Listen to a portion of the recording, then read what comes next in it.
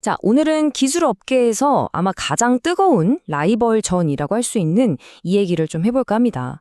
바로 블록체인의 미래를 두고 벌어지는 엄청난 싸움이죠.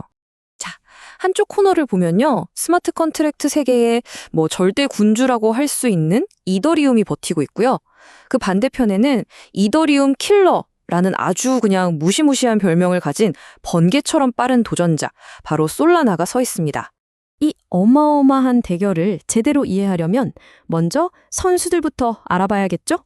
솔라나는요, 처음부터 딱 한 가지 목표를 보고 달렸어요. 뭐냐면 예전 블록체인들 아시잖아요. 너무 느렸던 거. 그 고질적인 속도 문제를 확 풀어버리고 우리가 진짜 매일 쓰는 인터넷처럼 그런 빠르고 쾌적한 경험을 주겠다. 바로 이거였죠. 근데 이게 단순히 누가 더 기술이 좋냐 이런 싸움이 아니에요. 한꺼풀 벗겨보면요. 인터넷의 미래를 어떻게 만들 거냐에 대한 정말 근본적으로 다른 두 가지 생각, 두 철학의 대결이라고 할 수 있습니다. 이 표를 보면 두 블록체인의 차이가 정말 명확하게 보이죠? 솔라나는 사용자 경험이 최고다 하면서 엄청난 속도랑 거의 공짜에 가까운 수수료에 모든 걸 걸었고요. 반면에 이더리움은 아니다, 가장 중요한 건 신뢰다 하면서 수년간 쌓아온 고안이랑 그 거대한 생태계에 집중하는 거죠. 정말 선택과 집중이 확실하죠? 아니, 그럼 솔라나는 어떻게 이렇게 말도 안 되는 속도를 내는 걸까요? 바로 역사 증명이라는 얘네만의 비밀병기 덕분입니다. 이게 뭐냐면 모든 거래에다가 미리 타임스탬프를 쾅 하고 찍어서 순서를 싹 다 정해버리는 거예요. 마치 엄청 빠른 정리 담당자가 옆에 붙어서 착착착 일을 처리해 주는 거죠. 이러니까 검증자들이 이거 먼저냐 저거 먼저냐 싸울 필요가 없어져서 속도가 어마어마하게 빨라지는 겁니다. 이게 바로 두 블록체인이 꿈꾸는 미래의 차이를 극명하게 보여주는 지점이에요. 솔라나는 누구나 쉽고 빠르게 뛰어놀 수 있는 거대한 디지털 놀이터를 만들고 있는 거고요. 반면에 이더리움은 수조 달러가 오가는 새로운 글로벌 금융 시스템의 심장. 그러니까 디지털 중앙은행을 짓고 있는 셈이죠. 방향이 정말 다르죠? 자, 이렇게 기술이랑 철학으로 팽팽하게 맞서고 있는데 여기에 아주 강력한 변수가 등장합니다. 바로 월스트리트입니다. 막대한 돈을 가진 기관들이 이 판에 뛰어들면서 이제 게임의 룰이 완전히 바뀌고 있거든요. 과연 어떻게 될까요? 기관들이 움직이는 돈의 규모, 이거 정말 상상 이상입니다. 지금 보시는 이 숫자, 2조 3천억 달러. 이게 북미 지역에서만 1년 동안 오가는 암호화폐 거래액이에요. 우리 돈으로 하면 3천조 원이 넘습니다. 3천조 원! 웬만한 나라 1년 내산은 그냥 훌쩍 뛰어넘는 정말 어마어마한 돈이죠.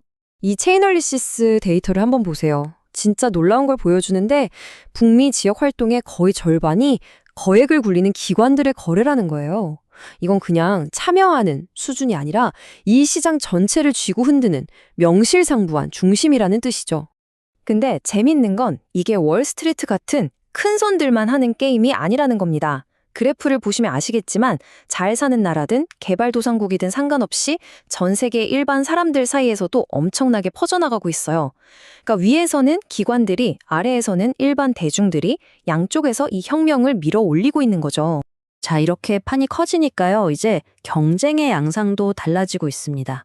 예전처럼 단순히 누가 더 빠르냐 하는 속도 전쟁, 그걸 넘어서고 있다는 거죠. 그럼 이런 상황에서 기존의 왕 이더리움은 가만히 보고만 있을까요? 당연히 아니겠죠. 과연 이더리움은 어떻게 반격에 나섰을까요? 이더리움이 꺼내든 비장의 카드는 바로 샤딩이라는 대규모 업데이트입니다. 이거 쉽게 말해서 꽉 막힌 1차선 도로를 64차선 고속도로로 확장하는 공사라고 생각하시면 돼요. 길을 여러 개, 즉 샤드로 나눠서 차들, 거래들이 동시에 쌩쌩 달리게 만드는 거죠. 이렇게 해서 탈중앙화라는 핵심 가치는 지키면서 속도는 확 끌어올리겠다는 야심찬 계획입니다. 근데 이더리움의 진짜 무서운 점은요, 단순히 속도만 따라잡으려는 게 아니라는 거예요. 아예 이 생태계의 경제 구조를 뒤흔들 수 있는 새로운 개념을 들고 나왔습니다. 바로 리스테이킹입니다. 이게 말이 좀 어려워 보일 수 있는데 원리는 생각보다 간단해요. 여러분이 이더리움을 스테이킹 했잖아요. 그 담보 잡힌 이더리움을 그냥 묶어두는 게 아니라 재활용하는 겁니다. 그걸로 다른 새로운 프로젝트들의 보완까지 도와주는 거죠. 그럼 어떻게 될까요? 여러분은 기존 이더리움 보상에다가 새로 도와준 프로젝트들한테서 받는 보상까지, 그러니까 수익을 2중, 3중으로 얻게 되는 거예요.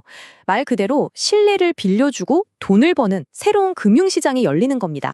이게 그냥 이런 게 나올 거다 하는 상상이 아니에요. 보세요. 지난 이틀 동안 10억 달러어치 이더리움을 스테이킹 했다. 벌써부터 거물급 기관들이 조 단위의 돈을 이 리스테이킹 시장에 쏟아붓고 있습니다. 이건 정말 거대한 전략적 변화가 시작됐다는 신호죠. 자, 그런데 말이죠. 이렇게 판이 커지고 기술이 복잡해질수록 당연히 위험도 함께 커지겠죠. 양쪽 모두가 넘어야 할 산들이 만만치 않습니다. 각자 풀어야 할 숙제, 그러니까 아킬레스건이 있어요. 솔라나는 어떨까요? 과연 안정적인가? 하는 질문에 답해야 합니다. 과거에 몇 번 멈춘 적이 있었잖아요.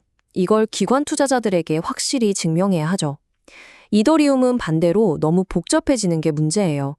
기술이 발전하는 건 좋은데 이게 너무 어려워지면 사용자들이 떠나갈 수도 있으니까요. 특히 방금 말한 리스테이킹, 이거 잘못되면 하나가 무너질 때 연쇄적으로 와르르 무너질 수 있는 위험도 분명히 존재합니다.